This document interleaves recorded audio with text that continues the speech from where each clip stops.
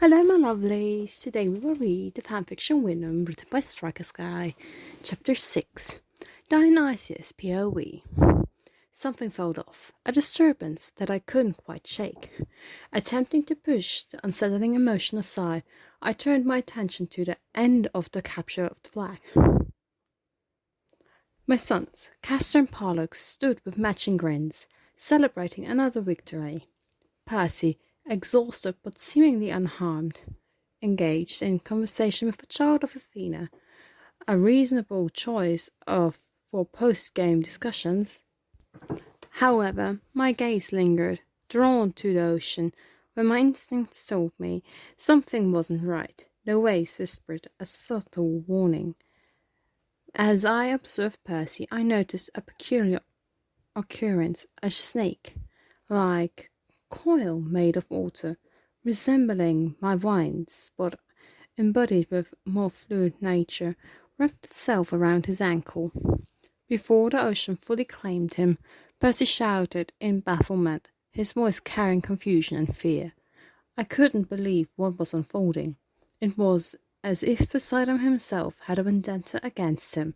The ocean, usually an ally, turned against my son, attempting to drown him mercilessly.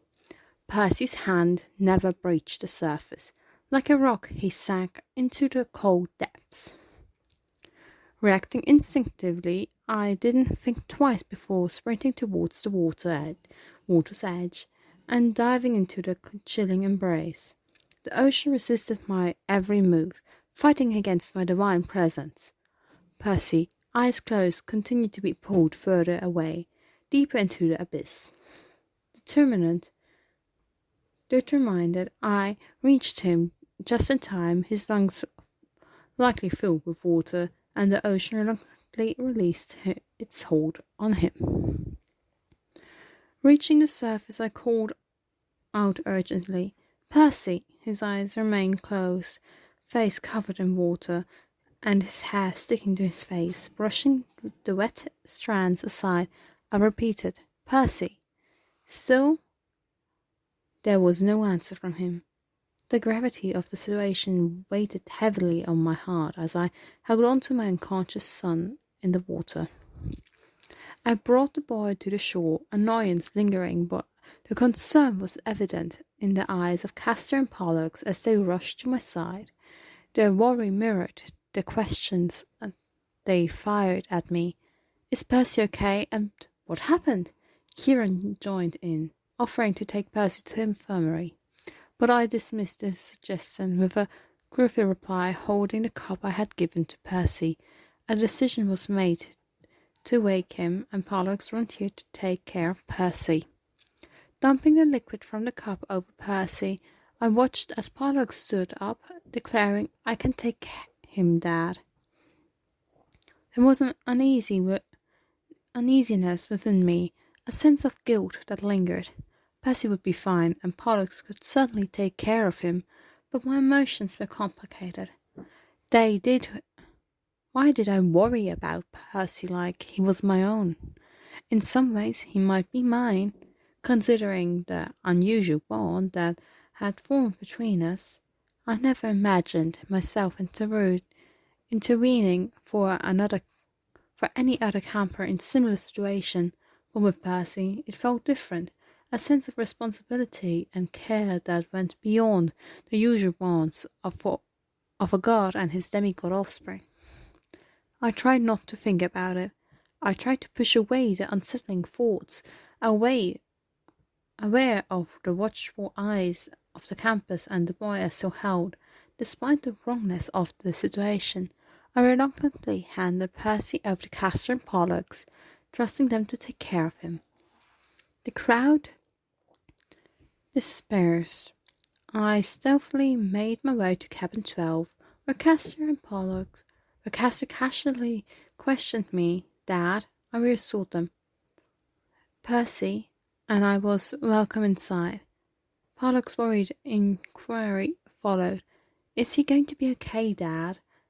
I approached Percy and placed a hand over his head, assuring them, "He's fine." As Percy lay unconscious, I observed the trio of brothers. Pollock's concern was evident, and Castor seemed on edge.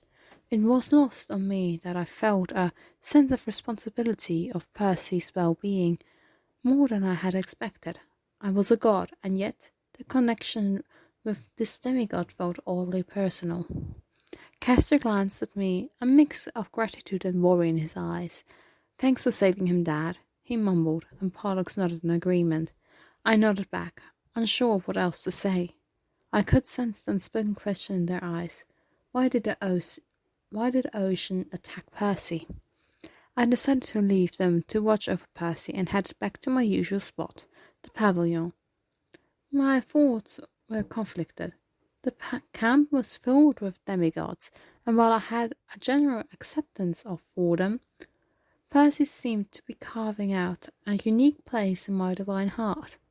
As I sipped my Diet Coke, I couldn't shake off the feeling that something significant was unfolding. This incident with the ocean was peculiar, and I wondered if there was more to Percy Jackson than met the eye. It was a mystery I couldn't ignore. Percy's POV. I woke up feeling surprisingly good. The warmth of the sun on my face was almost blinding as I winced in response. Suddenly a hand pressed against my forehead, gently pushing me back onto the bed.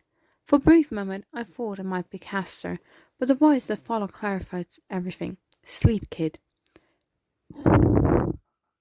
Once my head hit the pillow, I recognized the voice. "Dad?" I questioned, surprised. Dionysus was there, sipping his Diet Coke. "Do you have to drink that?" I couldn't help but ask. He rolled his eyes and replied, "If I can't have wine, no one is allowed to force me to pick a new vice."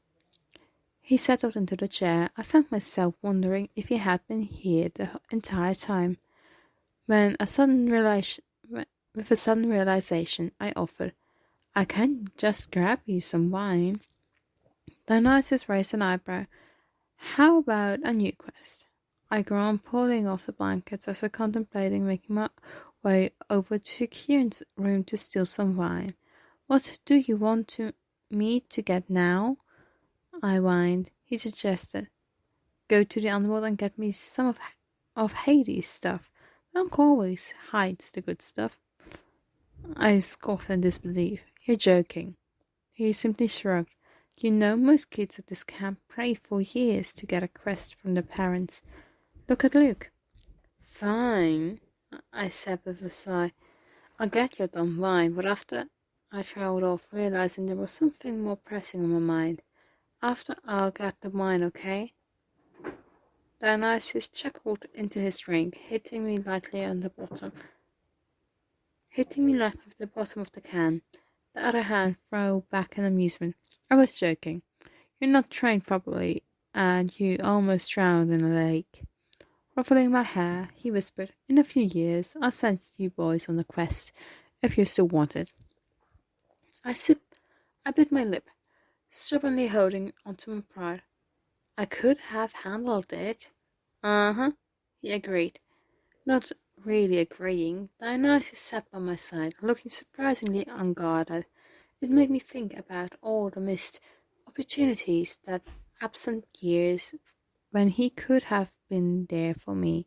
I harbored a deep resentment, yet a part of me didn't want to hate him, not when he was here now. Pollux and Castor barged in, their faces lighting up when they saw me awake and seemingly well. "Percy!" Pollux exclaimed, rushing to my side, engulfing me in a tight hug. "Yeah, we were so worried," Castor chimed in, clapping me on the back. Dionysus observed the scene with mild interest, sipping his drink. "Well, it looks like my newly claimed demigod is doing fine." I shot him an annoyed look, but it was hard to stay mad when my brothers were so genuinely happy to see me alive. Castor pulled away and ruffled my hair.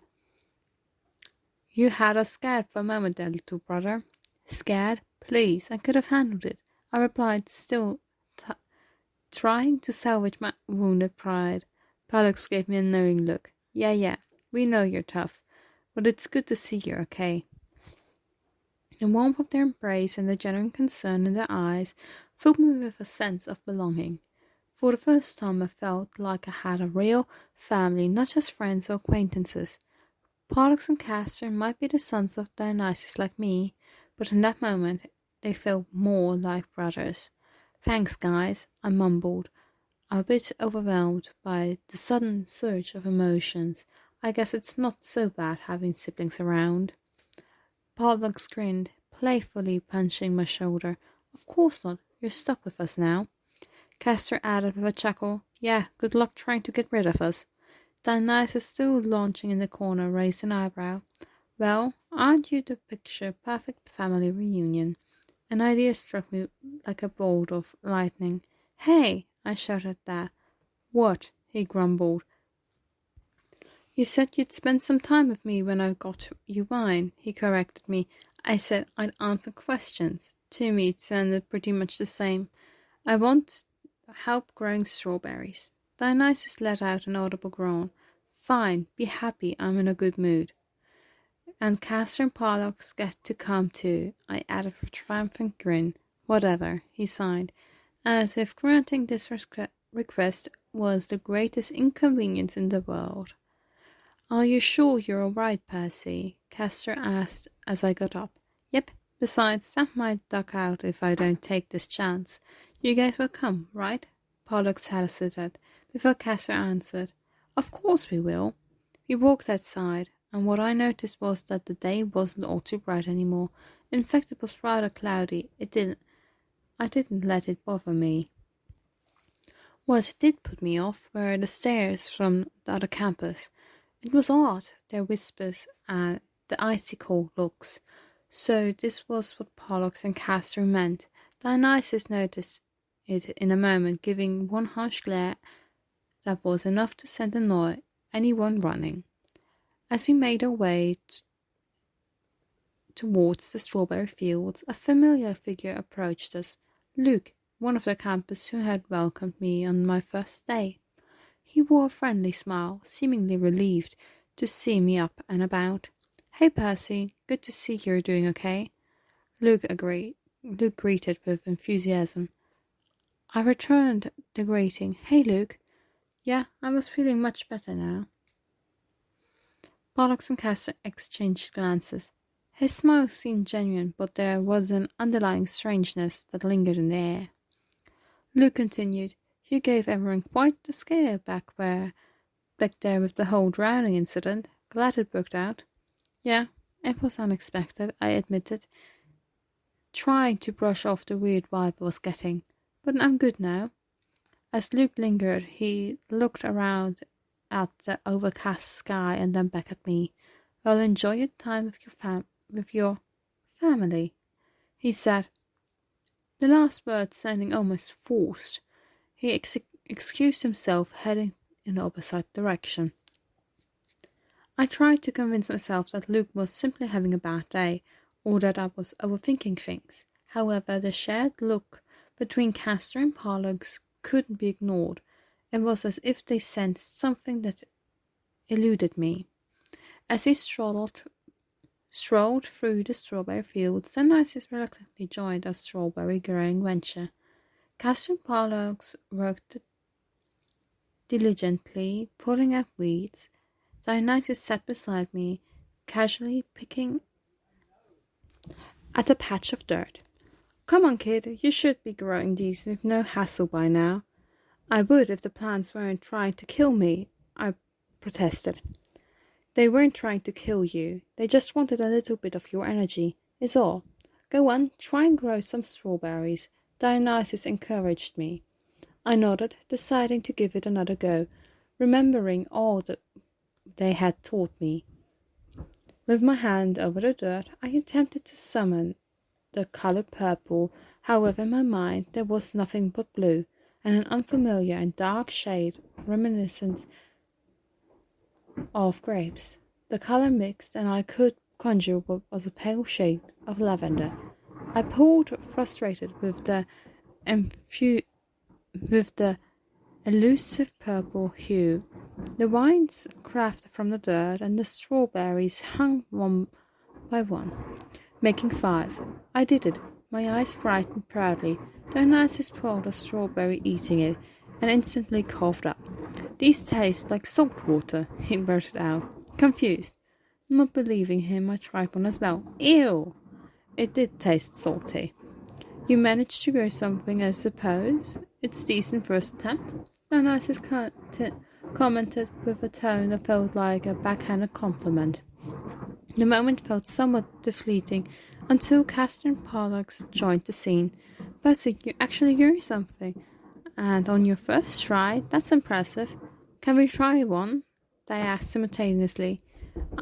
I beamed at them. Of course. The twins eagerly took a berry each and bit into them simultaneously.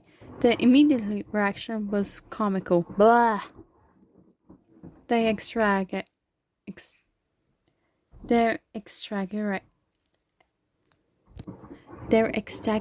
faces of distaste made me burst into laughter.